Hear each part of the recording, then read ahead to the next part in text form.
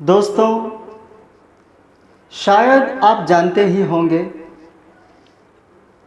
कि जिस तरह से हमारे घरों में शक्कर से चाय बनाई जाती है, उसी तरह से गुड़ से भी चाय बनती है।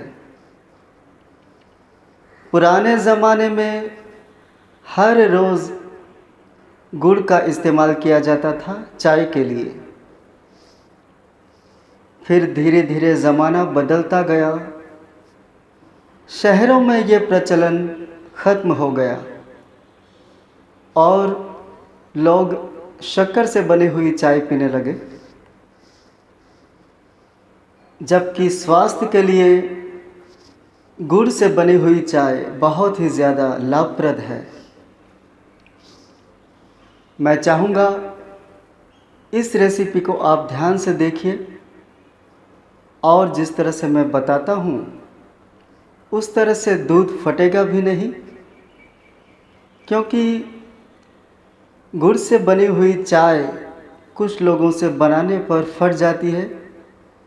दूध फटने का कारण जो होता है वो होता है केमिकल वाला गुड़।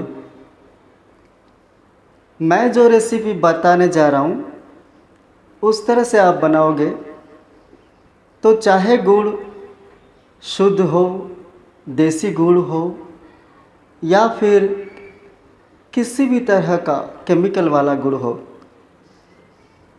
ये चाय फटेगी नहीं, दूध फटेगा नहीं।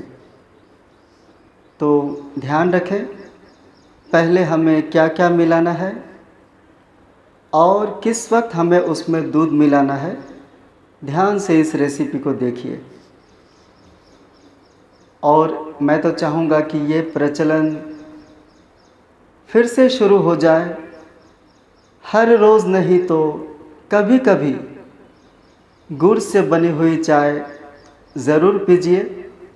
ये काफ़ी स्वादिष्ट भी होती है और स्वास्थ्य के लिए भी बहुत ही अच्छी होती है।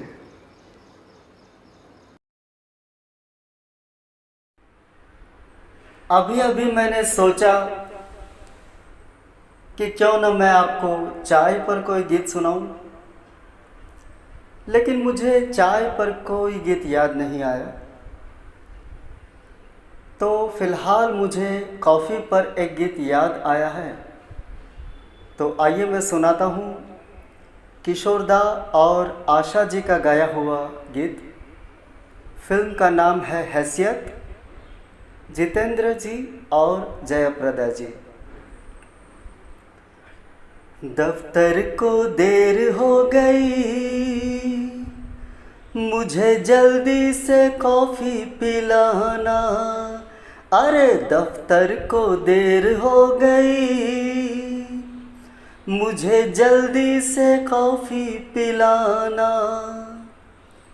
फिर आशा जी कहती है, बीवी हूँ मैं बावर्ची नहीं, मुझे आता नहीं कॉफ़ी बनाना।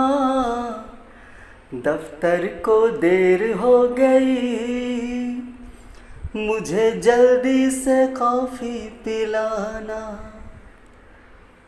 आपको मेरा सिंगिंग कैसा लगता है? कभी कभी इसके बारे में भी कमेंट करते रहिएगा।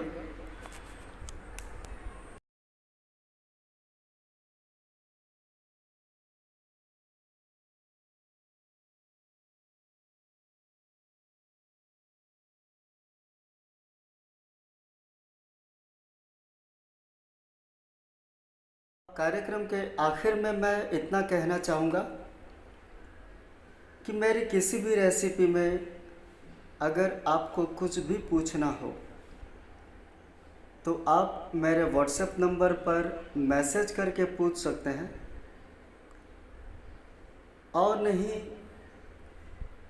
तो आप कमेंट भी कर दीजिए। यूट्यूब पर कमेंट करेंगे तो भी चलेगा, मैं ज़रूर रिप्लाई करूँगा 100%। बहुत बहुत शुक्रिया।